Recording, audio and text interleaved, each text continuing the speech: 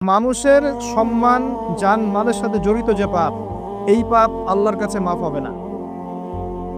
কাবা ঘরের গেলাফ ধরে কানলেও আপনি আমাকে যে মিথ্যা অপবাদটা দিয়েছেন এটা মাফ হবে না যতক্ষণ না আমি মাফ করছি।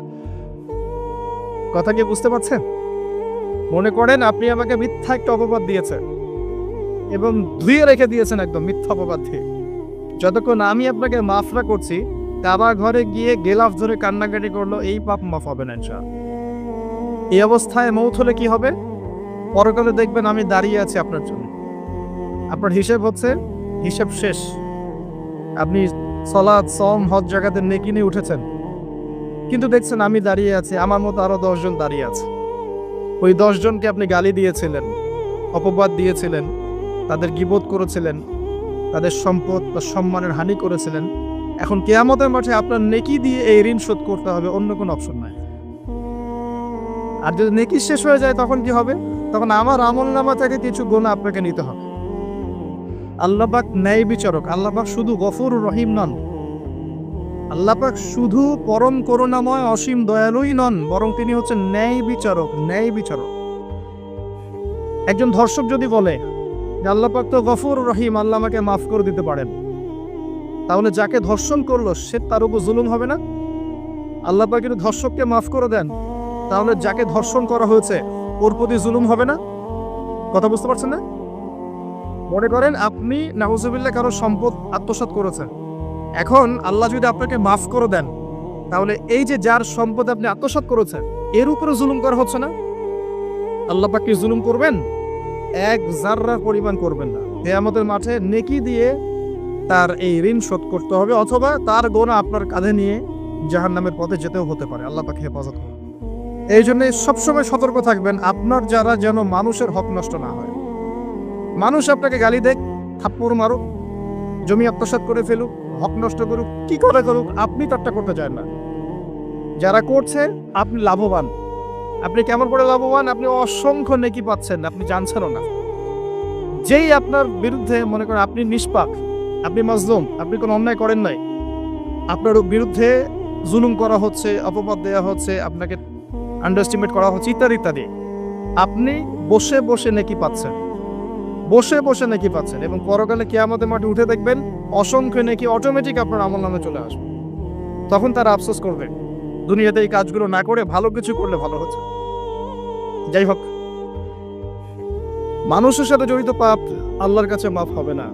এই কারণে এই রমজান মাসে ওই লিস্টের মধ্যে থাকবে আমি কার কার ক্ষতি করেছি, থাকবেই। কিন্তু যতটুকু মনে পড়ে লিখে ফেলবেন, সুযোগ থাকলে সেটা ফেরত দিয়ে দিবেন।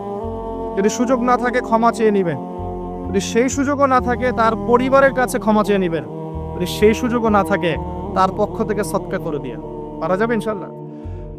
সেই সুযোগও নাই, তাহলে হাতটা তুলে তার জন্য দোয়া করবেন, আল্লাহ আমি আমার অমুক ভাইকে মিথ্যা অপবাদ দিয়েছিলাম, আল্লাহ তুমি তাকে মাফ করে দিও। আশা করা যায় আপনার গুনাহ আল্লাহ মাফ করে দিবেন ইনশাআল্লাহ।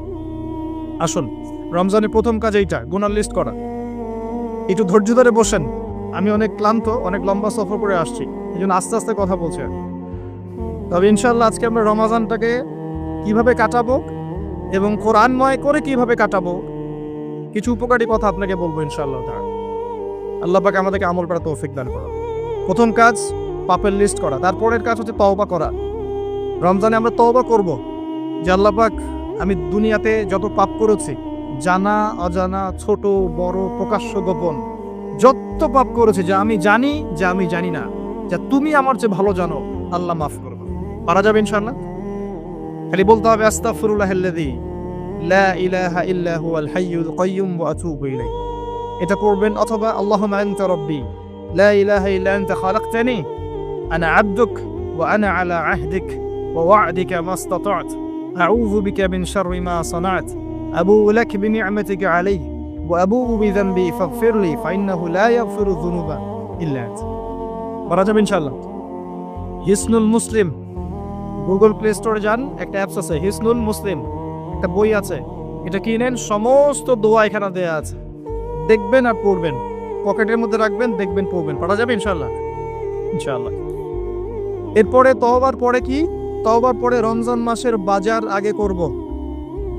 এখন শাবান মাস চলছে, হাতে যতটুকু টাকা পয়সা আছে বা জমানো কিছু টাকা তো আছে, এখান থেকে আপনি রমজান মাসের বাজার করবেন।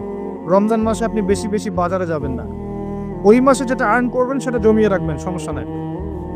সম্ভব হলে ঈদের যে কাপড় চোপড় লাগে, আপনার স্ত্রীর জন্য এক সেট, আপনার বাচ্চার জন্য এক সেট, আপনার এক সেট, নতুন কাপড় পরা সুন্নাত, এবং আমরা সবাই নতুন কাপড় পরার চেষ্টা করবো ইনশাআল্লাহ। যাদের নতুন কাপড় নাই তাদেরকে কাপড় দেওয়ার চেষ্টা করবেন স্যার, এটাও কিনে রাখতে পারেন আগে ভাগেই। রমজান মাসে আপনি বাজারে সময় দিবেন না, দুনিয়ার কাজে বেশি ব্যস্ত হবেন, এটা একটা টার্গেট। এরপর আপনি রমজান মাসে একটা প্রজেক্ট হাতে নেবেন যে আমার মতো বহু মুসলিম সমাজে আছে যাদের পুরো মাস চলার মতো টাকা পয়সা নাই, আছে না? সামাজিকভাবে হোক, মাদ্রাসার উদ্যোগে হোক, বা রাষ্ট্রীয়ভাবে হোক, যেভাবে হোক, এই গরিব মানুষদের লিস্ট করে বাসায় বাসায় অন্তত এক মাসের বাজার খরচ পৌঁছে দেওয়ার চেষ্টা করতে হবে। পারবেন? পারবেন না? এক মাসের বাজার কত টাকা লাগে? 2000, 3000। নিত্য প্রয়োজনীয় কথা বলছি, সব তো দিতে পারবেন না। 2-3 হাজার, 4000, এর মধ্যে সে চাল পাবে, ডাল পাবে, ছোলা বুট পাবে, তেল পাবে। বাই দ্য ওয়ে, তেলের দাম যে এখন কত আমি তো জানি না, আমি অবশ্য বাজারে যাই না, আমি জানি না দাম কত। তবে একটা ফেসবুক স্ক্রল করতে গিয়ে একটা ভিডিও আসলো, দেখলাম যে দেখে খুব হাসি বের হলো আর কি, যে বাড়ির গিন্নি সে কড়াই ধরে আছে, আর বাড়ির কর্তা ওই তেলের বোতলটাকে তালা দিয়ে লক করে রেখেছে আর কি। গিন্নি এসে বলছে আজকে রান্না করবো, তেল দাও। সে উঠলো, উঠে লক খুললো, লক খুলে যে কৌটাটা আছে, যে কৌটার মুখটাতে এক কর্ক তেল ঢেলে এই আপনার কড়াইতে দিল, যে এটা নিয়ে আজকে চালাও। আল্লাহ পাক আমাদের এক শ্রেণীর অসৎ ব্যবসায়ীদেরকে হেদায়েত করুক, যারা কৃত্রিম সংকট তৈরি করে জিনিসপত্রের দাম বাড়ায়। আল্লাহ পাক এদেরকে হেদায়েত করুক, কঠিন শাস্তির আওতায় আনা উচিত। যদি এটা ওমর রাদিয়াল্লাহু আনহুর শাসন হতো, দেখতেন শাস্তি কাকে বলে, প্রকাশ্যে শাস্তি দিত তারা। যদি এটা ওমর রাদিয়াল্লাহু আনহুর যুগ হতো, তাহলে দেখতেন শাস্তি কাকে বলে। ওমর ইবনুল খাত্তাব রাদিয়াল্লাহু আনহুর একজন ছেলে একটা অন্যায় করেছিল, সম্ভবত তিনি মদ পান করেছিলেন, সম্ভবত। কাজী দোররা দিচ্ছে 80 বেত্রাঘাত, দোররা আস্তে আস্তে দিয়েছে, আমিরুল মুমিনের ছেলে, জোরে মারা যাবে না। ওমর রাদিয়াল্লাহু আনহু নিজে উঠে গিয়ে সেই দোররা হাতে এনে নিজে পিটানো শুরু করলেন। দোররা মারা শেষ হওয়ার আগেই ছেলে ডেড, স্পট ডেড। কথা কি বুঝতে পারছেন? এবার ছেলেকে দাফন করলেন, দাফন করে বাকি দোররা যে কটা বাকি ছিল, এই বাকি দোররাগুলো তার কবরের উপরে মারছে। মারার পরে আল্লাহকে বলছে, আল্লাহ আমাকে মাফ করে দিও, হয়তো আমি ন্যায় বিচার করতে পারলাম না। আমি বুঝাতে পারছি ভাই? এটা তার শাসন। এরকম শাসন আবার আসবে ইনশাআল্লাহ, মনে করবেন না যে আসবে না। যা দেখছেন সবকিছু থাকবে না, এগুলোর কিছুই থাকবে না। পুরো বিশ্বে যা দেখছেন, এই আপনার রাশিয়া, যে চায়না, এই যে নেটো, আপনার ইউনাইটেড নেশনস, যা যা দেখছেন সব কিছু ধ্বংস হয়ে যাবে ইনশাআল্লাহ। এটাই বাস্তব, কুদিয়াল আমর, লেখা হয়ে গেছে কোরআনে এবং সুন্নায়। এবং বাইতুল মাকদিস যেটাই বলেন, থেকে নবী ঈসা ইবনে মারিয়াম আবারও সেই রকম একটা শাসন চালু করবেন ইনশাআল্লাহ পৃথিবীতে। বিশ্বাস হচ্ছে না? দেখতে থাকেন সামনে কি হয়। পরাশক্তিগুলো ধ্বংস হয়ে যাবে। যাই হোক, আজকে ওই দিকে যাচ্ছি না, টপিক ওইটা নেই। যেটা বলছি, বাজার করে ফেলেন এবং প্রজেক্ট নেবেন। যারা দরিদ্র দুস্থ, এদের পরিবারে আমরা পার পরিবার একটা করে প্যাকেজ পাঠিয়ে দিব, যেখানে নিত্য প্রয়োজনীয় দ্রব্য থাকবে। তারাও যেন রমজান মাসে খেয়ে পরে বাঁচতে পারে। করা যাবে ইনশাআল্লাহ, চেষ্টা করে। আল্লাহ পাক আপনার রিজিকে বরকত দিবে ইনশাআল্লাহ। একটা হাদিসে আছে, বান্দা যতক্ষণ অন্য ভাইয়ের সাহায্যে থাকে, আল্লাহ ততক্ষণ ওই বান্দার সাহায্য থাকে। আর একজন মুসলিম ভাইয়ের প্রয়োজন পূরণ করতে যাওয়া, খালি হেঁটে হেঁটে যাওয়া, এটা মসজিদে নববীতে বসে 12 বছর ইতিকাফ করার চেয়ে বেশি নেকির কাজ। এগুলো আমরা হয়তো বুঝি না, মনে করি তার সাথে যাব, আমার তো সময় নষ্ট হচ্ছে। আপনি 12 বছর ইতিকাফের নেকি পাচ্ছেন, তাও যে কোনো মসজিদে না, নববী মসজিদ। সুবহানাল্লাহ। রমজানে আর কি করবেন? কম খাবেন, সেহরি আর ইফতারে বেশি খাবেন না, এবং 2টা তরকারি দিয়ে যদি খাবার হয়ে যায়, 10টা তরকারি করার কোনো দরকার নেই। আপনিও দুনিয়ার কাছে বেশি ব্যস্ত হবেন না, বাড়ির মা বোনদেরকেও ব্যস্ত রাখবেন না, তাদেরকেও দিন শেখার সুযোগ দিবেন। তারা তালিম করবে, তারা কোরআন শেখার মসজিদে যাবে, তারা মহিলাদের মধ্যে দিন চর্চা করবে, তাদেরকেও দিনের সুযোগ করে দিতে হবে। পারা যাবে ইনশাআল্লাহ। এবং আপনিও তালিমে বসবেন, 5 ওয়াক্ত নামাজ মসজিদে আদায় করবেন, ইসলামিক দর্শগুলোতে বসবেন, ইমানকে তাজা করবেন, ইমানকে তাজা করবেন। কম খাবেন। আমি বরাবরই বলি যে এই খাওয়ার যে ব্যাপারগুলো আছে, এখানে আমরা যারা দাবি করি যে ইসলাম আমরা প্রচার করছি, জনগণের মাঝে ঢুকাই দিচ্ছি, তাদের অনেকের মাঝেই দেখবেন খাওয়ার সুন্নত নাই। কথা বুঝতে পারছেন না? বড় বড় কথা বলার পরে খাওয়ার টেবিলে খালি বসায় দেন, দেখবেন সব শেষ, 7 পেট খেয়ে শেষ করে ফেলছে। খাওয়ার সুন্নত ওই কোরআনে আছে, হাদিসে আছে, প্র্যাকটিক্যালি নাই। নবীজি কি বলেছেন? খেতে হলে, যদি খেতেই হয় তাহলে 1 ভাগ পেটের 1 ভাগ, আরেক ভাগ পানি, আরেক ভাগ ফাঁকা। এভাবে কয়জন খায় একটু বলেন, হাত তোলেন তো দেখি। এভাবে কয়জন খাওয়া দাওয়া করি আমি? মাশাআল্লাহ। যারা এভাবে খাওয়া দাওয়া করতে পারে তারা ফিট থাকে, তারা স্ট্রেস নিতে পারে, তারা ফিজিক্যালি ফিট থাকে, ইমিউনিটি সিস্টেম বাড়ে, তাদের ভুঁড়ি হয় না। ভুঁড়িওয়ালা মানুষ সব রাগ করেন না, আমি ছোট করার জন্য বলছি না, কিন্তু মুসলিমদের ভুঁড়ি থাকা উচিত নয়। ওমর রাদিয়াল্লাহু আনহু যুগে এক ব্যক্তির ভুঁড়ি হয়েছিল অনেক উঁচু, আর ওমর রাদিয়াল্লাহু আনহু রাস্তায় রাস্তায় ঘুরতেন না রাত্রেবেলা। তিনি দেখলেন যে একজন ভুঁড়িওয়ালা ব্যক্তি আসে, তিনি লাঠি দিয়ে গুঁতা দিয়ে বলেছিলেন যে মা হ্যাঁ এটা কি? সে বলেছিল যে বারাকাতুম মিন ইনদিল্লাহ, আল্লাহর বরকত এটা। তখন ওমর ইবনে খাত্তাব বলেছেন যে এটা বাল আযাব মিন ইনদিল্লাহ, বরং এটা আল্লাহর আযাব, আল্লাহর শাস্তি। এটা হয়ে গেলে তুমি তো নামাজে মনোযোগী হতে পারবে না, অলস হয়ে যাবে। আর আখিরুজ জামান, শেষ জামানার হাদিসগুলোর মধ্যে একটা হাদিস আমি পেয়েছিলাম যে শেষ জামানায় এক শ্রেণীর মানুষ বের হবে যারা খুব মেদভুড়িওয়ালা হবে, শেষ দিয়ে বসে থাকবে আয়েশ করে, আর বলবে আমি কোরআন মানি, হাদিস মানি না। কথা বুঝতে পারছেন? সব লেখা আছে, নবী সাল্লাল্লাহু আলাইহি ওয়াসাল্লামকে সব দেখানো হয়েছে, একদম নিখুঁতভাবে তিনি সব ব্যাখ্যা করে গেছেন। সুবহানাল্লাহ। ঈসা আলাইহিস সালাম যখন আসবেন, তার যে চুল থেকে টপ টপ করে পানি পড়তে থাকবে, এটাও হাদিসে এসেছে। আর কি জানতে চান? আমরা অমুসলিম ভাই বোনদেরকে অনুরোধ করব, জীবনটাকে নিয়ে ভাবুন এবং কোরআন সুন্নাহকে একবার নিরপেক্ষভাবে পড়াশোনা করে, এরপর যদি আপনার মনে হয় মন থেকে হ্যাঁ কোরআন এবং সুন্নাহয় সবকিছুর সমাধান আছে, নিঃসন্দেহে এটা এক আল্লাহর পক্ষ থেকে মনোনীত দিন। আর দেরি করবেন না, ইসলাম কবুল করে ফেলুন। আল্লাহ পাক তৌফিক দান। বলা যায় না তাদের দ্বারা আল্লাহ পাক আমাদের চেয়ে অনেক বেশি খেদমত নিতে পারেন। আল্লাহ পাক এটা বলেছেন, ওয়া ইন তাতাওয়াল্লাউ, হে মুসলিমরা তোমরা যদি মুখ ফিরিয়ে নাও, আল্লাহর দায়িত্ব পালন না করো, আমানতের খেয়ানত করো, ইস্তাবদিল কওমান গায়রাকুম, আল্লাহ পাক অন্য কওমকে তোমাদের জায়গায় নিয়ে আসবেন, সুম্মা লা ইয়াকুনু আমসালাকুম, তারা তোমাদের মতো অপদার্থ হবে না। আসুন রমজান একটু কম খাওয়ার অভ্যাস করেন, সেহরিতে কম, ইফতারেও কম। এমনভাবে খাবেন না যে মনে হচ্ছে এটা আপনার জীবনের শেষ খাওয়া, এইভাবে খাবেন।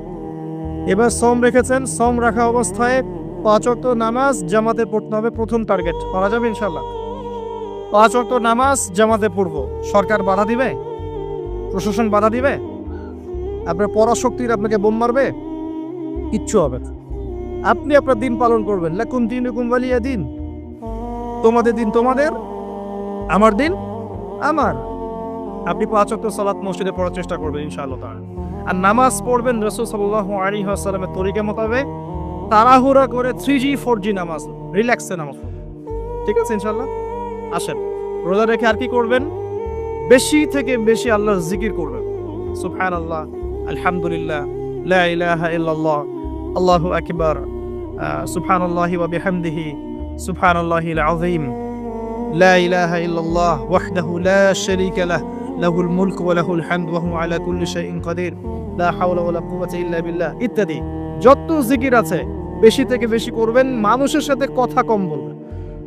অহেতুক চায়ের দোকানে আড্ডা পিটাবেন না, অহেতুক পাবজি নিয়ে পড়ে থাকবেন না, অহেতুক ফেসবুকে স্ক্রল করে সময় নষ্ট করবেন না, অহেতুক ইউটিউবে পড়ে থাকবেন না। আপনি জিকিরের সময় দিবেন, জায়নামাজে বসে থাকবেন, জিকিরের সময় দিবেন। আল্লাহ পাক তৌফিক দান করুন।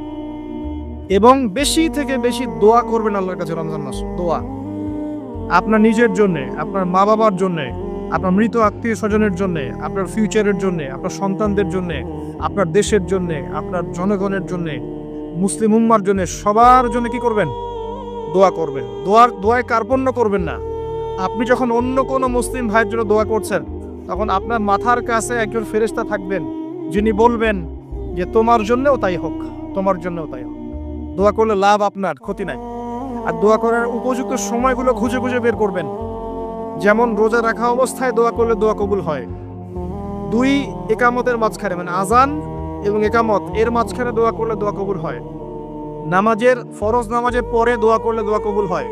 সালাম ফিরানোর আগেও দোয়া করলে দোয়া কবুল হয়, দোয়া মাসুনার পরে।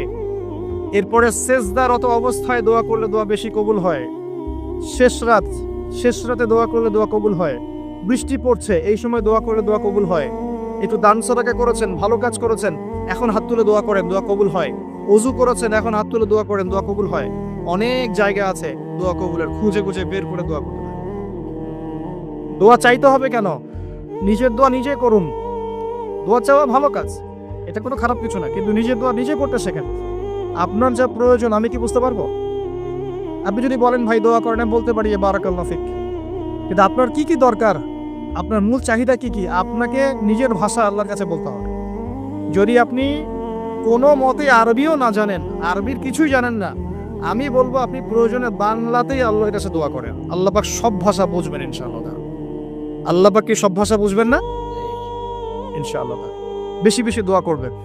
রমজান মাসে একটা কাজ করবেন, যাকাত, আপনাদের যাকাত যেটা আছে নিসাব পরিমাণ যাকাত লিস্ট করে ফেলবেন, হিসাব করবেন, রমজান মাসে যাকাত দিয়ে দিবেন, যাকাত আটকে রাখবেন না। যদি যাকাত কেউ অস্বীকার করে সে আর মুসলিম থাকে না, সে কাফের হয়ে যায়, এটা মনে রাখবেন। যাকাত অস্বীকার করার কোনো সুযোগ নেই। আর অলসতা করে যদি না দেন, এই যাকাত কিয়ামতের মাঠে আল্লাহ পাক এগুলোকে সোনা রূপা পরিণত করবেন, করে গলাবেন, গলিয়ে কপালে, গালে আর পিঠে লেপটে দিবেন, বলেন নাউজুবিল্লাহ। এবং এই যাকাত একটা সাপের আকৃতি নিবে, সাপ, বিষাক্ত সাপ, যেটা গলায় পেঁচানো থাকবে, মাথাটা থাকবে এই কপাল বরাবর। কবরের মধ্যে যখন শোয়ানো হবে, এই কপাল বরাবর এই সাপটা হতে থাকবে, বলবে আমি তোমার সম্পদ, আজকে 7 ভোগ। এটাকে আমরা চাচ্ছি না। যাকাত দিয়ে দেন। আর যাকাত ইসলামিক অর্থনীতির ভিত্তি। যাকাত দিলেই গরিবের কাছে আপনার সম্পদ যাবে, তখন সেও খেয়ে পরে বাঁচতে পারবে। এভাবে সাম্য বজায় থাকবে। আল্লাহ আমাদের বোঝার তৌফিক দান করুন। রমজান মাসে একটা কাজ করবেন, সেটা হলো পরিবারকে সময় দিবেন, পরিবারকে টাইম দিবেন, পরিবারের মধ্যে ইসলামিক সংস্কৃতি গড়ে তুলবেন। একসাথে সেহেল করবেন, একসাথে সাহরি করার পরে একসাথে ইফতার করবেন, একসাথে তালিম করবেন, ইসলামিক কোনো মুভিজ একসাথে দেখলেন, ইসলামিক কোনো লেকচার একসাথে শুনলেন। মানে ইসলামকে এনজয় করবেন পরিবারকে নিয়ে, সাথে করে নিয়ে। বাচ্চা কাচ্চারা দেখবে ছোটবেলায় আমরা বাবাদের সাথে এটা করেছিলাম, ওইটা করেছিলাম। ইফতার বানাচ্ছেন বাসায়, বাচ্চাদেরকে ইনভলভ করবেন, বাচ্চাদেরকে রোজা রাখতে উৎসাহিত করবেন, ওদেরকে নবীদের গল্প শোনাবেন, ইসলামিক কালচারে বড় করবেন। দেখবেন পরিবারের মধ্যে শান্তি রহমত নেমে আসবেন, স্যার পারা যাবেন স্যার। রমজান মাসে আরো একটা কাজ করবেন, সাদাকাতুল ফিতর দিয়ে দিবেন। এটা সম্পর্কে আলেম ওলামারা আপনাকে বলবে খুতবা ইনশাআল্লাহ, আমি আগেই বলে রাখলাম, সাদাকাতুল ফিতর দিয়ে দিবেন। রমজান মাসে আরেকটা ইম্পর্টেন্ট কাজ আছে, সেটা হলো যে আমাদের সমাজে অনেক এতিম থাকে, বিধবা থাকে, নিঃস্ব অসহায় মানুষ থাকে। এই মানুষগুলোর পাশে দাঁড়ানোর চেষ্টা করবেন, বেশি থেকে বেশি দান সাদাকা করবেন। যতটুকু সামর্থ্য আল্লাহ দিয়েছেন আপনি বেশি থেকে বেশি দান সাদাকা করবেন। এভাবে ইনশাআল্লাহ আপনি রমজানটাকে উপলব্ধি করতে পারবেন, এনজয় করতে পারবেন। আপনার সালাতের মাধ্যমে, আপনার সিয়াম রাখার মাধ্যমে, দোয়া করার মাধ্যমে, জিকির করার মধ্য দিয়ে, পরিবারের সাথে এনজয় করার মধ্য দিয়ে দেখবেন আপনি আত্মশুদ্ধি অর্জন করতে পারছেন। একটা কাজ, রাতের বেলা তারাবির সালাত, রাতের বেলা তারাবি মসজিদে জামাতে পড়ার চেষ্টা করলেন, এবং সবচেয়ে সুললিত কণ্ঠে যিনি তেলাওয়াত করতে পারেন তাকে ইমাম বানাবেন। নামাজটা এনজয় করা যায় যেন। রুকু করলে সেজদা পাই না এমন নামাজ দরকার নাই। আমার কথা মন খারাপ করছেন? রুকু করলে সেজদা পাই না এমন নামাজের দরকার নাই। ধীর স্থির ভাবে নামাজ পড়েন, মধ্যম পন্থায় নামাজ পড়েন, সুললিত কণ্ঠে তেলাওয়াত করেন। মক্কার তারাবি দেখেন, মদিনার তারাবি দেখেন, অনেক সুন্দর তারাবি। রাকাত সংখ্যা নিয়ে ঝগড়া করেন না। সামনে একটা ঝগড়া আসবে, 20 রাকাত না 8 রাকাত, তারপরে আবার ঝগড়া আসবে, ঈদের তাকবীর কতটা, ঝগড়া তো শেষ নাই। আস্তে আস্তে আস্তে আস্তে ইসলামের বিরোধী শক্তি যারা, তারা বিশ্বের নেতৃত্ব দেওয়ার আসনে চলে গেছে, আর আমরা আপোষে এই মারামারি কাটাকাটি ঝগড়া নিয়ে পড়ে আছে। মানে এখনো এই পৃথিবীতে এমন কিছু বান্দা আছে যারা কোশ্চিনকালেও জালেমের সামনে মাথা নত করবে না, যারা হকের উপর থাকবে, যারা ইসলামের বিরোধী শক্তিকে ছাড় দিবে না, এমন বান্ধব পৃথিবীতে আছে। তাদের কথা ভিন্ন। বেশিরভাগ মুসলিমই লাহুম কুলুবুন লা ইয়াফকাহুনা বিহা, এরকম পর্যায়ে পড়ছে। হৃদয় আছে, উপলব্ধি করে না, চোখ আছে, দেখে না, কান আছে, শোনে না। এগুলোর ইখতিলাফ বাদ দিয়ে আপনি স্থিরভাবে নামাজের রাকাত সংখ্যা না, আপনি কোয়ালিটি বাড়াবেন। নামাজটা কত সুন্দর হচ্ছে, এটা একটা ফ্যাক্ট। এবং তারাবির নামাজটাকে এনজয় করে না। খতম হবে কোরআন, আমরা কোরআনকে এনজয় করবো ইনশাআল্লাহ। এরপরেও শেষ রাত্রে আপনি চেষ্টা করেন নিজে ওঠার জন্য, নিজে ওঠার জন্য পরিবারের লোকজনকে ওঠানো। আসো 2 রাকাত নামাজ পড়ি, আসো 4 রাকাত নামাজ পড়ি। সেহরি করার 1 ঘন্টা আগে ওঠা যাবে না? সেহরি করার 1 ঘন্টা আগে উঠলেই কিন্তু আমি মিনিমাম 5-6 রাকাত, 8 রাকাত, 10 রাকাত নামাজ পড়তে পারবো। 2 রাকাত তো পারবো কমসে কম। 2 রাকাত পড়ে একটু তাসবিহ তাহলিল করে, একটু কোরআন তেলাওয়াত করে আল্লাহর কাছে হাত তুলে দোয়া করা যাবে না? ওই সময় আল্লাহ পাক প্রথম আসমানে নেমে আসেন, এসে বলেন, কে আমাকে ডাকবে, আমি তার ডাকে সাড়া দিই। কে আছে আমার কাছে কিছু চাইবে, আমি তোমার চাওয়া পূরণ করব। কে আছো আমার কাছে ক্ষমা চাইবে, আমি তোমাকে ক্ষমা করে দেব। আল্লাহ পাক ফজর পর্যন্ত এটা বলতে থাকে। রমাদানের আর 2টা কাজ। এক হচ্ছে লাইলাতুল কদর তালাশ করবেন। আর লাইলাতুল কদর তালাশ করতে হলে শেষ দশকটা ইতিকাফ করার চেষ্টা করবেন। ইতিকাফ করতে পারলে আপনি লাইলাতুল কদর পেয়ে যাবেন ইনশাআল্লাহ। স্পেসিফিকলি বলা নাই 27শে রমজানে লাইলাতুল কদর হবে, স্পেসিফিকলি বলার সুযোগ নাই, মিস হতে পারে। নবীজি বলেছেন শেষ দশকের বেজর রাত 21, 23, 25, 27, 29 যে কোনো একটা রাত লাইলাতুল কদর হবে। এক রাত ইবাদত করবেন, সারা হাজার হাজার মাস ইবাদত করার নেকি পেয়ে যাবেন ইনশাআল্লাহ তাআলা। এই রাতে দোয়া করলে দোয়া কবুল হয়ে যায়। আল্লাহ পাক আমাদেরকে লাইলাতুল কদর পাওয়ার তৌফিক দান করুন, ইতিকাফ করার তৌফিক দান করে যাবে। আরেকটা কাজ যেখান থেকে আমি আসবো, কোরআনময় রমাদানে, রমজান মাসে সবচেয়ে বড় যে কাজটা, এটা দিয়ে শেষ করছি, শোনেন। এখানে একটু সময় নেব আমি, একটু ধৈর্য ধরে। রমজান মাসের সবচেয়ে বড় কাজ, এবং রমজান মাস যে কারণে মহামান্বিত বা মহিমান্বিত, শব্দটা হয়তো আমি ভুল বলেছি, তো সেটা হচ্ছে আল কোরআনুল কারীম। রমজান মাস সেই মাস যেই মাসে কোরআন নাজিল করা হয়েছে। কি কারণে রমজান মাস এত ফজিলতময়? প্রশ্নটা কি একটা যৌক্তিক প্রশ্ন না? শাবান মাসে কেন এত কিছু নয়? রজব মাসে নয় কেন? রমজান মাসেই কেন? উত্তর একটা উত্তর, যে শাহরু রমাদানাল্লাযী উনজিলা ফীহিল কোরআন। রমজান সেই মাস যেই মাসে আমি কোরআন নাজিল করেছি। কি জন্য নাজিল করেছেন আল্লাহ পাক? হুদাল লিন্নাস, এটা মানব জাতির জন্য হেদায়েত, ওয়া বাইয়িনাতিন মিনাল হুদা, এবং এটা সুস্পষ্ট একটা প্রমাণ, ওয়াল ফুরকান, এবং সত্য মিথ্যার মানদণ্ড, ইলা আখির আয়াত। সূরা কদরে আল্লাহ বলছেন ইন্না আনজালনাহু ফি লাইলাতুল কদর, আমি লাইলাতুল কদরে কোরআন নাজিল করেছি। আর কদর কোন মাসে? শাবানে না রজবে না রমজানে? তাহলে রমজান মাসে কোরআন নাজিল হয়েছে, প্রমাণ হলো। রমজান মাসে আল্লাহ পাক কোরআন নাজিল করেছেন কোথায়? এবার আপনাকে দেখাচ্ছি। এই যে আইয়ামে জাহেলিয়াত। কোথায়? আইয়ামে জাহেলিয়াতে, যখন একটা যুগের মধ্যে শিরক আছে, সুদ আছে, ঘরে ঘরে শিরক, ঘরে ঘরে সুদ, ঘরে ঘরে মাদক, ঘরে ঘরে মেয়েদের অবমাননা, এবং গোত্রীয় হানাহানি, কাটাকাটি, মারামারি, জেনা, ব্যভিচার ভর্তি একটা সমাজের মধ্যে। এখানে রমজান মাসে লাইলাতুল কদরে আল্লাহ কোরআন নাজিল করছে। কথা কি বুঝতে পারছেন? এবার এই মাসটাকে আল্লাহ পাক সম্মানিত করে দিলেন। তাহলে রমজান মাসের মূল কাজটা কি? কোরআনকে সময় দেয়া। এই মাসের মূল বিষয়টা কি? আল কোরআন। এখন আসেন, এই জাহেলি যুগে কোরআন নাজিল হলো মাত্র 23 বছর পর। কত বছর? মাত্র 23 বছর কোরআন অনুযায়ী চলার পরে দেখা গেল ওই জাহেলি যুগের মধ্যে কোনো শিরক নাই, ওই জাহেলি যুগের মধ্যে কোনো সুদ নাই, ওই জাহেলি যুগের মধ্যে কোনো নারীর অবমাননা নাই, ওই জাহেলি যুগের মধ্যে কোনো রকমের মাদক নাই, এই জাহেলি যুগের মধ্যে, ওই জাহেলি যুগের কোনো গোত্রীয় হানাহানি নাই, সবাই ভাই ভাই হয়ে গেছে। সুবহানাল্লাহ। কত বছর? 23 বছর। কিভাবে চলেছেন? এই আল্লাহর কিতাব আল কোরআনুল কারীম, এর শিক্ষা এবং এর ব্যাখ্যা সুন্নাহ, এটাকে ফলো করে চলা হয়েছে 23 বছর, মাত্র 23 বছর। এখন সেই আল্লাহ কি নাই? সেই নবী নাই? নবী জীবিত না থাকলেও তার সুন্নাহ নেই, এবং সেই কিতাব আমাদের মাঝখানে নাই? সবই আছে। যদি সেই আল্লাহ থাকেন, সেই নবীর সুন্নাহ থাকে, এবং সেই কিতাব আমাদের মাঝে থাকে, তাহলে আমাদের জাহিলিয়াতগুলো দূর করা সম্ভব না? কি করবেন রমজান মাসে কোরআনকে? আপনি জেনেছেন রমাদান মাস কোরআনের মাস, এই মাসটাকে আপনি কিভাবে মূল্যায়ন করবেন? আমি কয়েকটা ক্লাসিফিকেশন বলছি, লিসেন, এই জায়গাটা একটু ভালো করে শোনেন। 1 নম্বর, বিভিন্ন শ্রেণীর মানুষ থাকে।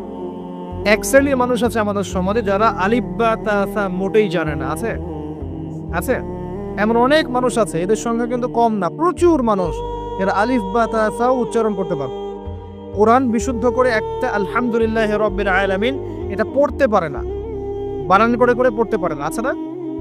এক কথায় বিশুদ্ধ তেলাওয়াত পড়তে পারে না, এমন মানুষের সংখ্যা কম না বেশি? প্রচুর। তাদের জন্য এই রমজানের টার্গেট হচ্ছে তাদেরকে এই রমজানের মধ্যেই কোরআন তেলাওয়াত করা শিখতে হবে। এতটুকু পারবেন? পারবেন না? ভয় পাচ্ছেন? রমজান 1 মাস সময় লাগার কথা না, আপনার 20 দিন সময় লাগবে কোরআন তেলাওয়াত শিখতে ইনশাআল্লাহ। বিশ্বাস হচ্ছে না? হয়তো আপনি দ্রুত গতিতে পড়তে পারবেন না, কিন্তু পড়তে পারবেন। আপনি মদ মাখরাজ তাজবিদগুলো শিখতে পারবেন। এখন আপনার জন্য টার্গেট যারা কোরআন মোটেই তেলাওয়াত করতে পারেন না, এই মাসে 1 মাসের মধ্যে আপনি কোরআন তেলাওয়াত করা শিখবেন, এটাই আপনার টার্গেট। পারবেন? মনে রাখবেন, নবী সাল্লাল্লাহু আলাইহি ওয়াসাল্লাম বলেছেন ইকরাউল কোরআন, তোমরা কোরআন তেলাওয়াত করো। ফাইন্নাহু ইয়াতি ইয়াউমাল কিয়ামা শাফিআন লিআসহাবিহি, কোরআন কিয়ামতের দিন তার পাঠকারীর জন্য সুপারিশকারী হবে ইনশাআল্লাহ। খায়রুকুম মান তাআল্লামাল কোরআন ওয়া আল্লামা, তোমাদের মধ্যে সেই ব্যক্তি শ্রেষ্ঠ বা উত্তম যে নিজে কোরআন শেখে অন্যকে শেখায়। আরো হাদিস এসেছে, নবী সাল্লাল্লাহু আলাইহি ওয়াসাল্লাম বলেছেন আল্লাযী ইয়াকরাউল কোরআন ওয়া হুয়া মাহিরুম বিহি, যে ব্যক্তি কোরআন তেলাওয়াত করে এবং তার উপরে দক্ষ হয়, মা'আস সাফারাতিল কিরামিন বাররা, সেই ব্যক্তি সম্মানিত ফেরেশতাদের সাথে হাসর করবে ইনশাআল্লাহ। ওয়াল্লাযী ইয়াকরাউল কোরআন ওয়া ইয়াতাতা'তাউ ফিহি, আর যে ব্যক্তি কোরআন তেলাওয়াত করে কিন্তু করতে গিয়ে আটকে যায়, ওয়া হুয়া আলাইহি শাক, এটা তার জন্য কষ্টকর হয়, ফালাহু আজরান, তার জন্য ডাবল পুরস্কার আছে। একটা হাদিসে তিরমিজির হাদিসে নবীজি বলেছেন যে মান করা হারফাম মিন কিতাবিল্লাহি ফালাহু হাসানা, যে ব্যক্তি একটা হরফ পড়বে আল্লাহর কিতাবে, আলিফ লাম মিম, লা আকুলু আলিফ লাম মিম হারফুন, নবীজি বলছেন আমি বলছি না যে আলিফ লাম মিম তিনটা মিলে একটা হরফ, বাল আলিফুন হরফ, লামুন হরফ, মিমুন হরফ, আলিফ একটা হরফ, লাম একটা হরফ, মিম একটা হরফ, প্রত্যেকটা হরফে তার 10টা করে নেকি হবে ইনশাআল্লাহ। আল হাসানাতু বিআশরি আমসালিহা, একটা নেকিকে 10 দিয়ে গুণ করা হবে। আর রমজান মাসে যে কোনো নেক আমল 70 গুণ বাড়িয়ে দেওয়া হয়।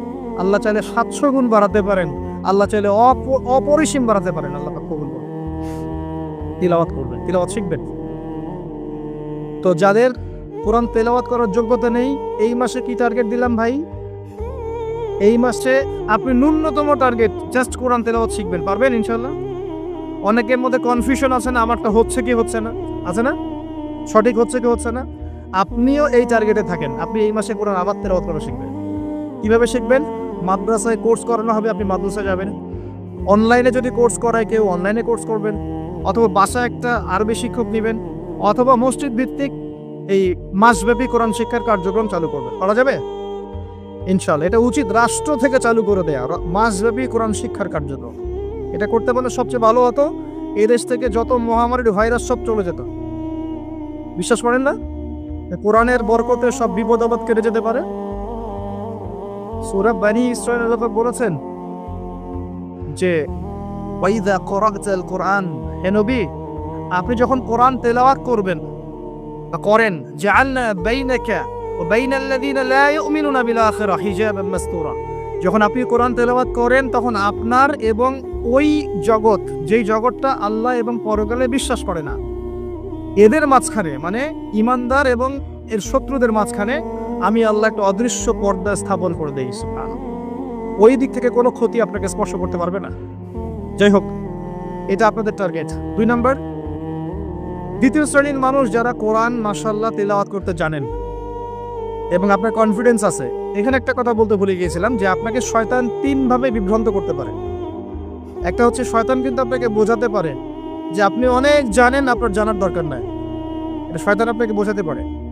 2 নম্বর বোঝাতে পারে যে আপনার দ্বারা হবে না, আপনি পারবেন না। আমার কথাটা মনে রাখেন। 3 নম্বর বোঝাতে পারে যে আমার অনেক সময় পড়ে আছে, পরে শিখে নিব, এটা তাড়াহুড়োর কি আছে। এই 3টা অস্ত্র শয়তানের বড় বড়। আরেকটা অস্ত্র আছে 4 নাম্বার, সেটা হলো শিখতে গিয়ে দেখবেন শয়তান ওয়াসওয়াসা দিবে, টিচার ভালো না, ওস্তাদ ভালো না। এটা একটা ওয়াসওয়াসা। ওস্তাদের হাতে নিজেকে ছেড়ে দিতে হবে, তারপরে সে বুঝবে আপনাকে কোন পথে নিয়ে যেতে হবে। নবী মুসা আলাইহিস সালাম যখন এসেছিলেন খিদর আলাইহিস সালামের কাছে, হাল আত্তাবিউকা আন তুআল্লিমানি মিম্মা উল্লিমতা রুশদা, তিনি এসে বলেছেন, হে খিদর, আমি কি আপনার সাথে থাকতে পারি এই শর্তে যে আল্লাহ আপনাকে যে জ্ঞান শিখিয়েছেন আমাকে শেখাবেন?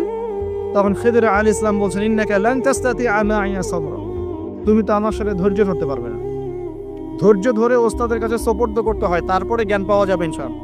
এত অস্থির হলে হবে না।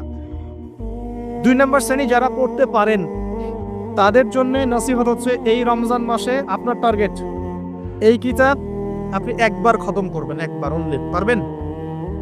অনলি একবার। প্রত্যেক দিন আপনি 1 পারা করে পড়বেন, প্রত্যেক দিন 1 পারা, 30 দিন 30 পারা। সম্ভব? খুব কঠিন? করা যাবে না? ইনশাআল্লাহ আল্লাহ পাক তৌফিক দান করুন। আবারও বলছি, কোরআন তেলাওয়াত করলে আপনি প্রত্যেক হরফে 10 নেকি পাবেন। আপনি এই কোরআন আপনার পক্ষে সুপারিশ করবে, আপনি সম্মানিত ফেরেশতার সাথে হাসর করবেন। ইন্নাল্লাহা ইয়ারফাউ বিহাযাল কিতাবি আকওয়ামান ওয়া ইয়াদাউ বিহিল আখারিন। বহু সম্প্রদায়কে আল্লাহ পাক এই কোরআনের মাধ্যমে সম্মানিত করেন, অনেককে অপদস্থ করেন। হাফেজে কোরআনদেরকে বলা হবে, ইকরা ওয়ারতাক, তোমরা পড়ো, উঠতে থাকো। ফাইন্না মানজিলাতাক, তোমার আসন হবে, মঞ্জিল হবে, ইলা আখিরি আয়াতিন তাকরাউহা, তুমি যেখানে তেলাওয়াত করা থামবে সেখানে জান্নাতে ওই উচ্চ আসনে তোমাকে বসানো হবে। কেউ যদি 500টা আয়াত পড়ে 500 তলা বাড়ি দেওয়া হবে জান্নাত। কেউ যদি 1000 আয়াত পড়তে পারে 1000 তলা বাড়ি দেওয়া হবে জান্নাত ইনশাআল্লাহ তাআলা। আর কিছু নেকি আছে, যেমন আপনি যদি সূরা বাকারা পড়েন আপনার ঘরের মধ্যে শয়তান আসবে না ইনশাআল্লাহ, আপনার জীবনে বরকত হবে। আপনি আয়াতুল কুরসি পড়েন প্রত্যেক ফরজ নামাজের পরে, আপনার মৃত্যু ছাড়া জান্নাতে যাওয়ার কোনো বাধা নাই। সূরা মুলক পড়েন রাতের বেলা, এটা আপনাকে কবরের আযাব থেকে বাঁচাবে। সূরা ইয়াসিন পড়েন, আপনার হাজত পূর্ণ হয়ে যেতে পারে ইনশাআল্লাহ তাআলা। আপনি সূরা বাকারার শেষের আয়াতগুলো পড়েন, 3টা আয়াত, সারা রাত নফল নামাজের নেকি পাবেন। অনেক ফজিলত, এটা বলে শেষ করতে পারবো না, আমি গুটিয়ে নিচ্ছি। যারা কোরআন তেলাওয়াত করতে পারেন তাদের জন্য কোরআন রমাদান হচ্ছে, আপনারা কোরআন 1 পারা করে পার ডে পড়বেন, একবার খতম দিবেন। পারা যাবে? আল্লাহ পাক তৌফিক দান করুন। 3 নাম্বার, তারা যারা হাফেজে কোরআন, তাদের টাস্ক হচ্ছে এই কোরআন রমজান মাসে পুরোটা আবার হিফসের চর্চা করবেন। অনেক সময় ইয়াদদাশ কমে যায় না, অনেকে আমরা ভুলে যাই না। হাফেজদের প্রতি নসিহত হচ্ছে, এই মাসে আপনি পুরো কোরআনটাকে আবার রিগেইন করবেন, রিভাইজ করবেন, চর্চা করবেন, আবার আগের জায়গায় ফিরিয়ে নিয়ে আসবেন। পারবেন ইনশাআল্লাহ? আল্লাহ তৌফিক দান করবেন। এবং সম্ভব হলে তারাবির নামাজ পড়ান। যারা তারাবির নামাজ পড়ায় তারা সৌভাগ্যবান, তারা পুরো কোরআনটা হিফজ করার সুযোগটা পেয়ে যায়। আল্লাহ পাক তাদেরকে তৌফিক দান করুন। এখানে একটা কথা বলবো আমি 1 মিনিটে, যে ইমাম, খতিব, মুয়াজ্জিন যারা আছেন তাদের ভালো ভাতার ব্যবস্থা করবেন, তাদের পরিবারের ভরণ পোষণের জন্য ভালো অঙ্কের ভাতার ব্যবস্থা করবেন। সবকিছুর দাম বাড়বে, তাদের ভাতা বাড়বে, এটা হতে পারে না। তাদের জন্য, তাদের পক্ষে যদি কথা বলার কেউ না থাকে, আমি কথা বলছি, তাদের জন্য আপনি ভালো অঙ্কের ভাতার ব্যবস্থা করবেন। তাদেরকে যেন পরিবার নিয়ে টেনশন করতে না হয়। নামাজ পড়াবেন, তারাবি পড়াবেন, খুতবা দিবেন, দিনের প্রচার করবেন, আপনি তার পরিবারের দায়িত্ব নিয়ে নেবেন। পারবেন? এটা করতে না পারলে তো আল কোরআন আলো ঘরে ঘরে জ্বলবে না। কোরআনওয়ালা মানুষের যদি সমস্যা থাকে তাহলে কোরআনের কথা কে বলবে? কে নামাজ পড়াবে আর কে আপনাকে তারাবি পড়াবে? তারা অনেক মাজলুম এবং অসহায়, তারা মুখ ফুটে অনেক কথা বলতে পারে না, তাদের পক্ষে কথা বলার মানুষ খুব কম। তাদেরকে ভালো অঙ্কের অনারিয়ামের ব্যবস্থা করবেন, এটা করা উচিত আমাদের সবার। একটি ইমামের বেতন 5,000 10,000 টাকা, কিভাবে সংসার চলবে? সংসার চলতে পারে না। আল্লাহ পাক তাদেরকে প্রশস্ত রিজিকের ব্যবস্থা করুন, আমিন। আমাদের মানসিকতা পরিবর্তন করুন, আমিন। হাফেজ কোরআনদের জন্য এই টাস্ক, আপনারা পুরো কোরআন হিফজ করবেন, চর্চা করবেন এই রমজান মাসে। তারপরে আর 2 দিনে বলে শেষ করছি, যারা কোরআন আমরা অর্থ জানি, টুকটাক অর্থ জানি, আমাদের কাজ হচ্ছে এই রমজান মাসে কোরআনের ব্যাকরণগুলোকে ঝালাই করা, আরবি ভাষাটাকে একটু ঝালাই করা, এবং বিশুদ্ধ তাফসীরকে নিয়ে পুরো কোরআন A to Z পুরো কোরআন 1 মাসের মধ্যে অর্থ সহ পড়া। পারবো ইনশাআল্লাহ? যারা আমরা অর্থ সহ পড়তে আগ্রহী বা টুকটাক আরবি ব্যাকরণ ভাষা জানি, তাদের উপর দায়িত্ব হচ্ছে এই রমজান মাসে পুরো কোরআনটা অর্থ সহ পড়ার চেষ্টা করা। আল্লাহ পাক আমাকে আপনাদের সবাইকে তৌফিক দান। এখানে আমি একটা সহজ কথা বলছি, শোনেন। আল কোরআনুল কারীমের মধ্যে 600টা পৃষ্ঠা আছে। কয়টা পৃষ্ঠা? এই এই কিতাবের মধ্যে 600 পৃষ্ঠা আছে। প্রত্যেক 20 পৃষ্ঠায় একটা করে পারা শেষ হয় এবং প্রত্যেকটা পৃষ্ঠায় আপনি 15টা করে লাইন পাবেন। 15টা করে লাইন পাবেন। প্রত্যেকটা লাইনে আপনি গড়ে 9টা করে শব্দ পাবেন। 9টা শব্দ। কোন লাইনে 10টা থাকতে পারে, কোন লাইনে 8টা থাকতে পারে। গড়ে 10টা শব্দ, 9টা শব্দ থাকবে এবং এক পৃষ্ঠায় 135 থেকে 140টা শব্দ থাকে। কথা কি বুঝতে পারছেন? এভাবে হিসাব করলে দেখা যায় এই 600 পৃষ্ঠার কিতাবের মধ্যে সব মিলিয়ে শব্দ আছে 77,800টা। কতটা? 77,800টা, অ্যাপ্রক্সিমেটলি 78,000 শব্দ। কিন্তু সুসংবাদ হচ্ছে এই সমস্ত শব্দগুলোই নতুন নতুন শব্দ নয়, বরং এই শব্দগুলো বের হয়েছে মাত্র 4,500 শব্দ থেকে। সুবহানাল্লাহ, চিন্তা করতে পারেন? মাত্র 4,500 শব্দ থেকে এই সমস্ত শব্দগুলো বের হয়েছে। এই শব্দগুলো আবার 3 ভাগে বিভক্ত। একগুলো হচ্ছে নাউন্স বা বিশেষ্য বা ইসম, একগুলো হচ্ছে ফিল বা ক্রিয়া, একগুলো আছে হরফ বা প্রিপজিশন বা অব্যয়, এই টাইপের। এর মধ্যে মাত্র 200 থেকে 300টা মাজদার যদি আপনি জানেন এবং একটা শব্দ থেকে অনেকগুলো শব্দ তৈরি করার এই ব্যাকরণের টেকনিকটা যদি শিখতে পারেন, আপনি ইনশাআল্লাহ তাআলা অল্প সময়ের মধ্যেই দেখবেন আল কোরআনের মিনিমাম অর্ধেক অর্থকে বুঝতে পারছেন। এটা এত সহজ, আলহামদুলিল্লাহ। অনেকে বলবেন যেটা তাকে শুনি নাই, নতুন নতুন মেথড আসছে না, FM মেথড, এই মেথড, সেই মেথড আসছে না। আরবি ভাষা নিয়েও চর্চা হয়, মেথড বের হয়। আরবি ভাষা নিয়ে, কোরআন নিয়ে অনেক গবেষণা চলছে এবং নতুন নতুন অনেক কোর্স এবং বই লঞ্চ হচ্ছে। এগুলো ঘাটাঘাটি করেন, আপনি দেখবেন যে কোরআনটাকে আল্লাহ পাক সহজ করেছেন। আল্লাহ পাক এটাই বলেছেন, ওয়ালাকাদ ইয়াসসারনাল কোরআনা লিযিকরি ফাহাল মিন মুদ্দাকির। কোরআনকে আমি বোঝার জন্য সহজ করেছি, কেউ কি আছো উপদেশ গ্রহণকারী?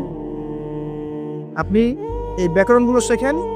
আমি তো ওয়েবসাইটের নাম বলে দিচ্ছি, www.understandquran.com। দেখেন, এখানে সব ভিডিওসগুলো দেওয়া আছে।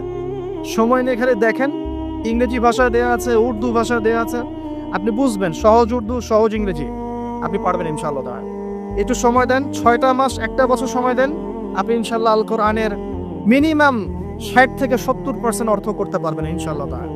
বাকি যেগুলো পারবেন না সেগুলো একটু কঠিন, সেগুলো আপনাকে আরো উচ্চ লেভেলের বই পড়তে হবে, আলেম ওলামার কাছে গিয়ে পড়ে থাকতে হবে, গ্রামার শিখতে হবে, ব্যাকরণগুলো শিখতে হবে। আস্তে আস্তে আস্তে আপনি পারবেন ইনশাআল্লাহ। শুধু সূরা ফাতিহাতে যে কয়টা শব্দ আছে, 19টা 20টার মতো শব্দ থাকতে পারে। এই শব্দগুলো কোরআনে ঘুরে ঘুরে এসেছে প্রায় 7,800 বার। কতবার? 7,800 বার। এই শব্দগুলো আলহামদুলিল্লাহি মালিক আর রহমান আর রহিম ইয়াকা ওয়া না'বুদু নাস্তাইন, এই শব্দগুলো ঘুরে ঘুরে কোরআনে এসেছে প্রায় 7,800 বার। এর অর্থ জানেন? অর্থ হচ্ছে আপনি কোরআনের 7,800টা অর্থ জানেন। মজা করে শেখেন, এনজয় করে শেখেন, দেখবেন অনেক কোর্স আছে, এগুলো ঘাটেন, আলেম ওলামার কাছে যান, কম্বাইন্ড করেন, চর্চা করেন, আপনি পারবেন ইনশাআল্লাহ। পারবেন না হতে পারেন, আপনি পারবেন, আপনার দ্বারাই হবে ইনশাআল্লাহ। আল্লাহ পাক কবুল করুন। তাই যারা আমরা টুকটাক আরবি ব্যাকরণ শিখতে পারি বা জানি বা চর্চা করি, তাদের উচিত রমজান মাসে এটাকে চর্চা করা এবং শুরু থেকে শেষ পর্যন্ত অর্থটা পড়া। যেটা আপনার কাছে বিশুদ্ধ তাফসির মনে হয়, হোক মারিফুল কোরআন বা ইবনে কাসির বা জালালাইন, যেটা আপনার কাছে ভালো লাগে সেটা নেন, বা একাধিক তাফসির নেন, প্রতিদিন 1 পারা করে আপনি অর্থ পড়ার চেষ্টা করেন। ইনশাআল্লাহ 1 মাসে 1 বার কোরআনের অর্থ পড়া যাবে ইনশাআল্লাহ তাআলা। আল্লাহ পাক আমাদের সবাইকে আল কোরআনের অর্থ বোঝার তৌফিক দান করুন, আমিন। এরপরে আমরা কোরআনের আদেশ এবং নিষেধগুলোকে রমজান মাসে মানব। সমস্ত কোরআনের আদেশ মানার চেষ্টা করব। নামাজ হোক, রোজা হোক, হজ জাকাত হোক, আপনার সত্য কথা বলা, পিতামাতার খেদমত করা, প্রতিবেশীর হক, সমস্ত সৎ বিষয়গুলো আমরা করার চেষ্টা করব ইনশাআল্লাহ তাআলা। একই সাথে কোরআনে যত নিষেধ করা আছে, যত হারাম নিষেধ করা আছে, শিরক করো না, বিদআত করো না, হারাম খেও না, চুরি করো না, সুদ খেও না, জিনা করো না ইত্যাদি, এগুলো ছেড়ে দেব ইনশাআল্লাহ। আল্লাহ পাক তৌফিক দান করুন। এবং সর্বশেষ কথা, এই রমজান মাসকে কোরআনময় করতে হলে কোরআনের দাওয়াত আমাদের সবার ঘরে ঘরে পৌঁছাতে হবে। কোরআনের দাওয়াত কিভাবে ঘরে ঘরে পৌঁছাবেন সেটার ফিকির আপনারা করেন। মসজিদ ভিত্তিকভাবে, মাদ্রাসার উদ্যোগে হোক, আপনার বাড়ি বাড়ি তালিমের মাধ্যমে হোক, গাস্টের মাধ্যমে হোক, মুসলিম অমুসলিম সবার ঘরে ঘরে কোরআনের মৌলিক বার্তাগুলো পৌঁছে দিলে ইনশাআল্লাহ তাআলা কোরআনের হক আদায় হবে। এই সেই রমজান মাস, যে মাসে কোরআন নাজিল হয়েছে, এই মাসে যদি আমরা কোরআনের হক আদায় করতে ব্যর্থ হই এবং আমাদের গুনাহগুলোকে মাফ করাতে ব্যর্থ হই, তাহলে আমাদের মতো হতভাগা আর কেউ থাকবে না। অনেক পাপ করেছেন আপনি, পাপের শেষ নাই, কিন্তু আপনি শিরকের পাপ করেন নাই। ইনশাআল্লাহ একদিন না একদিন আপনি জান্নাতে যাবেন ইনশাআল্লাহ। আল্লাহ পাক সমস্ত পাপ মাফ করতে পারেন, কোন পাপ ছাড়া? শিরক। হ্যাঁ, তওবা করলে এখনই মাফ করতে পারেন ইনশাআল্লাহ। তো এই শিরকের পাপ থেকে আপনাকে বাঁচাবে কোন সূরা? সূরা কাফিরুন। তেলাওয়াত করেন, দেখবেন শিরক আপনি চিনে ফেলবেন ইনশাআল্লাহ, সেখান থেকে আপনি দূরে থাকতে পারবেন ইনশাআল্লাহ। আর শিরক থেকে বাঁচার জন্য একটা কিতাব আমি সাজেস্ট করেছি অনেকবার, কিতাবুত তাওহীদ। কোন কিতাব? কিতাবুত তাওহীদের শারাহ বা ব্যাখ্যা আছে, অনেকগুলো প্রকাশনা থেকে বের হয়েছে, কিনতে পারেন। বাংলায় অনুবাদ করা আছে, বইটা পড়তে পারেন। তবে বইটা একটু কঠিন, অনেকে হয়তো বুঝতে পারবেন না সবকিছু। যেটাই বুঝবেন না, স্থানীয় বড় আলেম যিনি আছেন, হকপন্থী আলেম, তার কাছে গিয়ে জিজ্ঞাসা করবেন। একা একা পণ্ডিত হতে যাবেন, একা একা পণ্ডিত হয়ে গেলে সমস্যা। ওই যে এক শ্রেণী বের হয়ে গেছে যে কোরআন মানলেই হবে, হাদিস মানার কোনো দরকার নেই, আছে না? হ্যাঁ, এই যে বেশি পণ্ডিত এখানে কোরআনের দলিলকে অগ্রাহ্য করলো। আল্লাহ যে বলছেন রাসূল যা দিয়েছেন নাও, তো রাসূলের দেওয়াগুলো পাবো কোথায়? রাসূল যা দিয়েছেন সেগুলো কি কোরআনে আছে নাকি? রাসূল যেগুলো দিয়েছিলেন ওগুলো কোথায় আছে? রাসূল যেগুলো থেকে নিষেধ করেছিল ওগুলো কোরআনে আছে নাকি? রাসূল যেগুলো নিষেধ করেছে কোথায় আছে? তাহলে এই অংশটুকু বাদ দিয়ে কোরআন মানা যাবে নাকি? তার মানে হচ্ছে আমি কোরআনটাই তো মানলাম না, তাহলে আমি কোরআনটাই মানিনি আসলে। তো এই যে সমস্যা, নিজে বেশি পণ্ডিত হতে গেলে প্রবলেম আছে। ওলামায়ে কেরামের সাথে সম্পর্ক রাখতে হবে। আর কোন ওলামায়ে কেরামের সাথে সম্পর্ক রাখবেন? যাদের সকালের ফতোয়া দুপুরের একটা পিটানিতে রাত্রে চেঞ্জ হয়ে যায়। সকালে একটা ফতোয়া দিয়েছে, ওই ফতোয়া দেওয়ার কারণে দুপুরে একটা মাইক খাইছে, রাত্রেবেলা সেই ফতোয়া চেঞ্জ, হকপন্থী হয়ে গেল। এমন বহু আছে, মানে এমন কিছু মতাদর্শ নিয়ে চলে যেগুলো নিয়ে চললে জীবনে কোনো বাধা বিপত্তির অবকাশ নাই। সারা জীবন দাওয়াতি কাজ করে যাবে, কেউ একটু শব্দও করবে না তার বিরুদ্ধে। রাসূলুল্লাহ সাল্লাল্লাহু আলাইহি ওয়াসাল্লামকে 23 বছরে এত মার খেতে হলো কেন তাহলে? আমাকে এটা প্রশ্নের উত্তর দেন।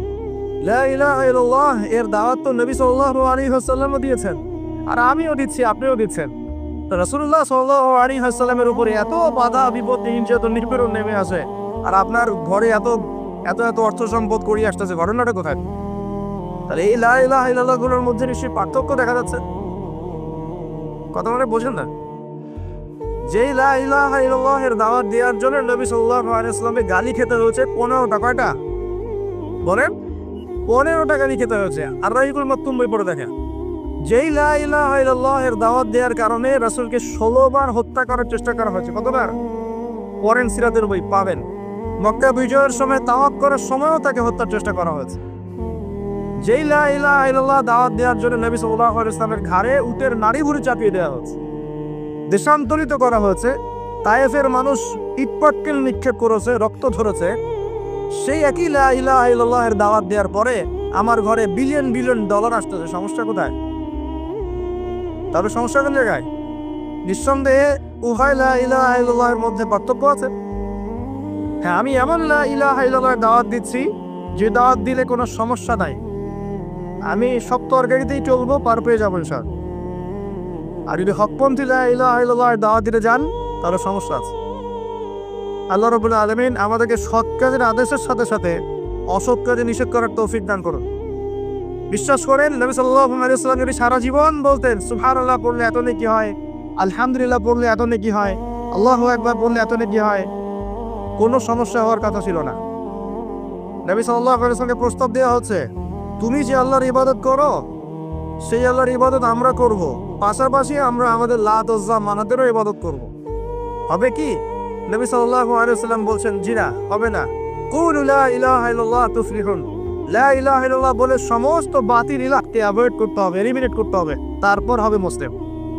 এখন আপনি 5 ওয়াক্ত নামাজও পড়বেন মাশাআল্লাহ, এদিকে সুদও খাবেন, আপনি রমজান মাসে সাওমও রাখবেন মাশাআল্লাহ, আপনি ঘুষও নেবেন, আপনি এদিকে দান সদকাও করবেন, আবার যাকাতও দিবেন না, এদিকে মাশাআল্লাহ আপনি তাহাজ্জুদ পড়বেন, পর্দা মানবেন না, হ্যাঁ, এদিকে আপনি তাসবিহ তাহলিল করছেন, হজ উমরা করছেন বছর বছর, এদিকে দুর্নীতিও করবেন, অন্যের সম্পদ আত্মসাৎও করবেন। এই লা ইলাহা ইল্লাল্লাহ তো আল্লাহর রাসূল শিখান না, শিখাইছেন না? উদখুলু ফিস সিলমি কাফা মানে কি? তোমরা পরিপূর্ণরূপে ইসলামে কি করো? প্রবেশ করো। এখন ইসলামে পরিপূর্ণ প্রবেশ মানে কি? নামাজও পড়বেন, সুদও খাবেন, আর এদিকে রোজাও রাখবেন, ঘুষও খাবে, এদিকে হজমরা করবেন, বোনের সম্পত্তি মেরে খাবে। এগুলো কি লা ইলাহা ইল্লাল্লাহ শিক্ষা? মনে রাখবেন, লা ইলাহা ইল্লাল্লাহ এর হকপন্থী ওলামায়ে কেরাম যারা, সোহবতে গিয়ে পড়ে দিন শিখবেন ইনশাআল্লাহ। পারবেন না? এটা চেনার জন্য আপনাকে এত কষ্ট করতে হবে না, এত কষ্টের প্রয়োজন নাই। খালি দেখবেন যে কাদের দাওয়াতে বাধা বিপত্তি নেমে আসে আর কাদের আসে না। এতটুকু চোখ কান ফলো রাখলেই বুঝতে পারবেন ইনশাআল্লাহ। এই জন্য একজন মজলুম বলেছিলেন যে তাকে মৃত্যুর সময় বলা হচ্ছে কালিমা পড়েন। কি পড়েন? কালিমা পড়ে। সে বলছে যে আমাকে কোন কালিমা পড়তে বলছ? যে কালিমা তোমরা পড়ছো সেই কালিমা পড়ার পর তোমাদের রুটি রুজির ব্যবস্থা হচ্ছে, আর আমি যে কালিমাটা পড়েছি এই কালিমার জন্য তুমি এসেছো আহার বলে আজকে ফাঁসির কাজটা চলা। এর হচ্ছে অবস্থা। প্রিয় ভাইয়েরা, দুনিয়ার জীবনটা চূড়ান্ত নয়। এখানে সফল হতে হলে একটা আয়াতেই যথেষ্ট আপনার জন্য। আজকে রাসূল যা দিয়েছেন নিয়ে নেন, যা দেন নাই ছেড়ে দেন, যা নিষেধ করেছেন ছেড়ে দেন, ব্যাস। আর কিছু করতে হবে। ঘুমানো থেকে শুরু করেছি আপনার জন্য, আমি একটু গুছিয়ে দেবো আপনাকে সারাদিন, তারপর শেষ করে দিব। এবার আপনি ডান পাশে কাজ হচ্ছেন, হয়ে বলবেন আল্লাহ নবী ইসমিকে আমুতু আহিয়া। তার আগে যদি সম্ভব হয় 33 বার সুবহানাল্লাহ, 33 বার আলহামদুলিল্লাহ, 34 বার আল্লাহু আকবার পড়ে আপনি ঘুমিয়ে যান। এখন যদি আপনি 6 ঘন্টা বা 8 ঘন্টা ঘুমিয়ে থাকেন, প্রত্যেক সেকেন্ডে আপনি নেকি পাবেন ইনশাআল্লাহ। কেন নেকি পাবেন? কারণ আপনি আপনার আদর্শ মতো ঘুমান নাই, আপনি রাসূলুল্লাহ সাল্লাল্লাহু আলাইহি ওয়াসাল্লামের আদর্শ মতো ঘুমিয়েছেন, মুহাম্মদ রাসূলুল্লাহর উপর আমল করেছেন। মুহাম্মদ রাসূলুল্লাহ মানে কি? প্রতিটা কাজ করতে হবে কার তরিকায়? রাসূলুল্লাহ। এটা বোঝেন। লা ইলাহা ইল্লাল্লাহ মানে কি? মানে আল্লাহ ছাড়া আর কিছুই চলবে না। সোজা কথা, আল্লাহ ছাড়া আর কিছুই কি চলবে? কিছুই চলবে না। মুহাম্মদুর রাসূলুল্লাহ মানে হচ্ছে প্রতিটা কাজ করতে হবে কার পদ্ধতিতে? মুহাম্মদ সাল্লাল্লাহু আলাইহি ওয়াসাল্লামের তরিকা। ব্যাস, এই এতটুকু যথেষ্ট। এই কালিমা নিয়ে মৃত্যুবরণ করলে পরে ইনশাআল্লাহ একদিন না একদিন আপনি জান্নাতে যাবেন ইনশাআল্লাহ। যদিও আপনি চুরি করেন, যদি আপনার জিনা করেন, যদি আপনি মদ খান, ইনশাআল্লাহ আল্লাহ চাইলে সেই গুনাহ মাফ করে দেবেন ইনশাআল্লাহ। এখন প্রিয় ভাইয়েরা, ঘুম থেকে উঠলেন, এখানে দুটো কথা বলে দেই। এখন আমরা যে সময়টাতে আছে, এটা শীতকাল না? এই সময়টা কি শীতকাল না? আমি দেখছি আমি ছাড়া আপনারা সবাই শীতের কাপড় পরেছেন। মাসা খুব ঠান্ডার। যুব সমাজে এত ঠান্ডা লাগে কেন? এই বয়সে এত ঠান্ডা লাগে কেন? এখন তো রক্ত গরম থাকার কথা নাকি? ঠান্ডা লাগে খুব, তারও তো সমস্যা। আচ্ছা, এটা তো শীতকাল চলছে নাকি? শীতকাল সম্পর্কে দুটো কথা বলে দিয়ে আপনার উপকার হবে ইনশাআল্লাহ, আমার উপকার হবে ইনশাআল্লাহ। একটা হাদিসে আসছে শীতকালটা হচ্ছে মুমিনদের জন্য গনিমত। মুমিনের জন্য কি গনিমত? মানে হচ্ছে একটা সম্পদ, যে সম্পদটা যুদ্ধ করে লব্ধ করতে হয়, কিন্তু এখানে কোনো যুদ্ধের প্রয়োজনই হচ্ছে না। গনিমত, উপহার, গিফট। কিরকম? শীতকালে রাতটা হয় লম্বা, রাত্রি হয় লম্বা, হয় না? এতে করে সারা রাত আপনি অনেক ইবাদত করতে পারবেন। আর দিনটা হয় ছোট, দিনটা ছোট হয় না? এতে করে আপনি দিনের বেলা সওম বা রোজা রাখতে পারবেন।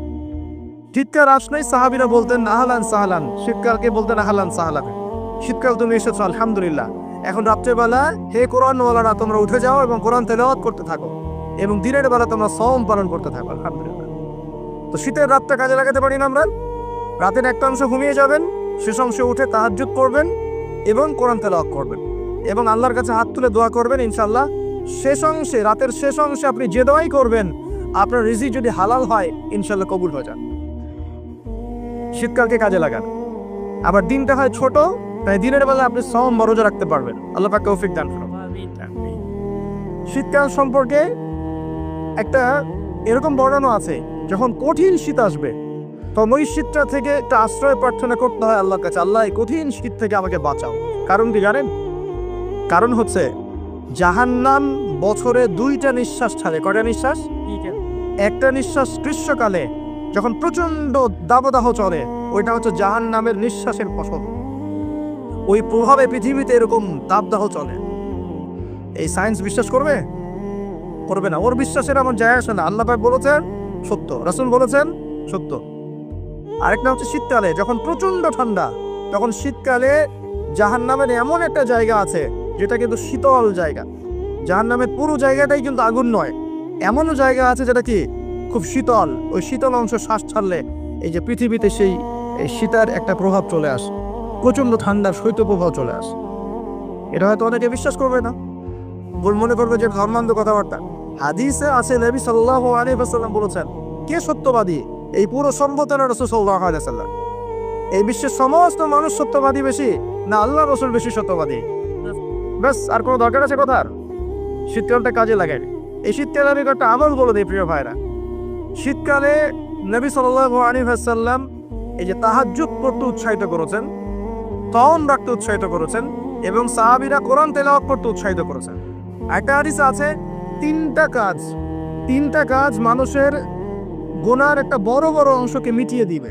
এক নম্বর কাজ হচ্ছে সংকটকালীন অবস্থায় দান। মানে আপনার দান করার এখন সামর্থ্য খুব কম, টাকা পয়সা টানা হেসরা আছে, এখন আপনি দান করছেন, এই দানের বিনিময়ে আল্লাহ পাক গুনাহ আপনার মাফ করে দিবেন ইনশাআল্লাহ।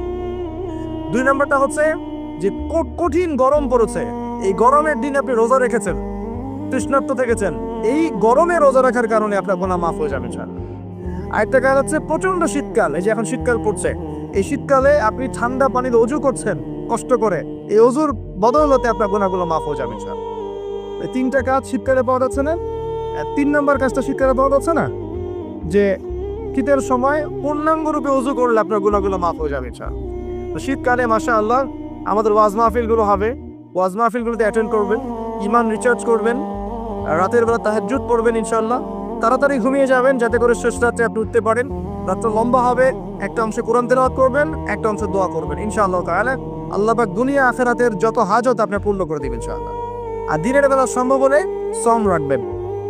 আরেকটা কাজ আমাদের করা উচিত, যেটা আমি মাহফিলের মাধ্যমে অ্যানাউন্স করছি, আমাদের উচিত শীতকালে আশপাশে যে দরিদ্র শীতার্থ মানুষগুলো আছে, স্পেশালি গ্রামাঞ্চলে, দেশের উত্তরাঞ্চলে কিন্তু প্রচুর শীত পড়ে, এরকম বিভিন্ন অঞ্চলে কিন্তু প্রচুর শীতার্থ মানুষ আছেন। এই শীতার্থ মানুষদের জন্য সামর্থ্যবানদের উচিত হবে শীত বস্ত্রের ব্যবস্থা করা, কম্বল হোক, অন্যান্য গরম কাপড় হোক, এগুলোর ব্যবস্থা করে বিভিন্ন ফাউন্ডেশন বা সংগঠন বা পলিটিক্যাল অ্যাসোসিয়েশন বা মসজিদ মাদ্রাসা এগুলোর উদ্যোগে এই শীত বস্ত্রগুলো মানুষের মাঝে বিতরণ করার চেষ্টা করতে হবে ইনশাআল্লাহ তাআলা। করা যাবে না ইনশাআল্লাহ?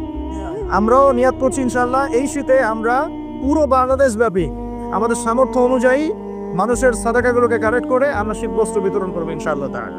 এবং আমরা রিকোয়েস্ট করবো আপনাদের দানের হাতটাকে প্রশস্ত করতে। তবে মনে রাখবেন, কখনো যদি দেখেন যে আমার নামে বা আমাদের ফেসবুক আইডি ইউজ করে, পোস্টকে ইউজ করে কেউ দান সৎকা চাচ্ছে, এনশিওর না হওয়া পর্যন্ত কেউ দান করবেন না। এরকম প্রচুর প্রতারক ফ্রড বের হয়েছে যারা আমাদের নাম ইউজ করে কিন্তু মানুষের কাছে টাকা পয়সা চাওয়ার চেষ্টা করছে। আমি কখনো মানুষের সামনে এইভাবে কোনো প্রজেক্টের জন্য টাকা পয়সা চাই না। যদি চাই এইভাবে জনসমক্ষে এসে বলবো যে এই প্রজেক্টের জন্য চাচ্ছি। এখন যেটা বললাম, ইনশাআল্লাহ শীতকালে আমরা শীত বস্ত্র বিতরণ করব। যার যা সামর্থ্য আছে আমাদের অফিসিয়াল পেজে আমাদের সব নাম্বারগুলো, অ্যাকাউন্ট নাম্বারগুলো দেওয়া হবে, সেখানে আপনারা পাঠাবেন, আমরা বিতরণ করবো ইনশাআল্লাহ। এবং সেটা সম্পূর্ণ আমার নিজের তত্ত্বাবধানে চলবে ইনশাআল্লাহ তাআলা।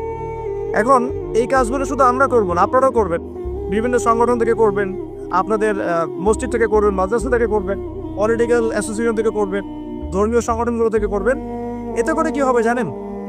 নবী সাল্লাল্লাহু আলাইহি ওয়াসাল্লাম বলেছেন, আপনি যদি মানে কোনো বান্দা যদি অন্য মুসলিম ভাইয়ের কোনো হাজত প্রয়োজন পূরণ করে দেয়, আল্লাহ রাব্বুল আলামিন কিয়ামতের মাঠে তার হাজত পূরণ করে দিবেন ইনশাআল্লাহ। অন্য বর্ণনে আছে দুনিয়া এবং আখিরাতে আল্লাহ পাক তার হাজত পূরণ করে দিবেন ইনশাআল্লাহ। একটা হাদিসে এসেছে, একজন বান্দা যতক্ষণ মুসলিম ভাইয়ের প্রয়োজন পূরণ করে, আল্লাহ রাব্বুল আলামিন ততক্ষণ পর্যন্ত তার প্রয়োজন পূরণ করে থাকেন। অতএব অন্যের মুখে হাসি ফোটানোর নিমিত্তে এই শীতার্থ মানুষগুলোর পাশে আমাদের দাঁড়ানো উচিত। আল্লাহ পাক আমাদেরকে তৌফিক এনায়েত করুন। শীতকালে এই কাজগুলো করবেন। আর শীতকালে কিন্তু কিছু কিছু নোংরামি কাজ হয়, এই কাজগুলো বর্জন করতে হবে, পারবেন না ইনশাআল্লাহ? এক নম্বর নোংরামিটা হচ্ছে, শীতকালে দেখবেন এমন কিছু মানে অনুষ্ঠানের আয়োজন করা হয় যেগুলোতে মানে অপসংস্কৃতির বাদ্যযন্ত্র বাজতে থাকে। স্পেশালি দেখবেন গ্রামে গঞ্জে কিছু কিছু পিকনিক আয়োজন করে, এগুলোতে দেখবেন এমন গান বাজনা বাজায়, ডিজে গান বাজায় যে মানুষের সারা রাত ঘুম হারাম হয়ে গেছে। হয় না এরকম? এরকম হয়। ঐতিহ্য রক্ষা করতে সমস্যা নাই। শীতকালে আমাদের এখানে পিঠার উৎসব হতো না, তারপরে আমাদের এই যে একটা নবান্ন উৎসব হতো না, একটা দেশীয় লোকজ ঐতিহ্য থাকে, সেগুলো পালন করতে সমস্যা নেই যতক্ষণ পর্যন্ত সেগুলোর মধ্যে কোনো শিরক বেদাত বা হারাম না ঢুকছে, এগুলো পালন করতে সমস্যা নেই। কিন্তু আপনি পিকনিক করবেন, এখানে দেশার্সে মিউজিক প্লে করবেন, ডিজে বাজাবেন, মানুষের ঘুম নষ্ট করবেন, হারাম করবেন, এটা কি ইসলাম জায়েজ করেছে না? এই কাজগুলো শীতে বেশি হয়, সতর্ক থাকবেন। শীতে আবার দেখি আমরা অনেকেই কি করি, ব্যাডমিন্টন খেলেন, তাই না? সরকারি লাইন থেকে একদম মাশাআল্লাহ ইলেকট্রিক লাইন নিয়ে যদি খেলতে হয় নিজের বাড়ির লাইন থেকে খেলবেন, নিজের বাসা থেকে লাইন নিয়ে খেলবেন। খেলেন, আমি উৎসাহিত করছি, কারণ এটা আপনার ফিজিক্যাল স্ট্যামিনার বাড়াবে, অ্যাটলিস্ট আপনার শরীর চর্চা হবে, ঠিক আছে?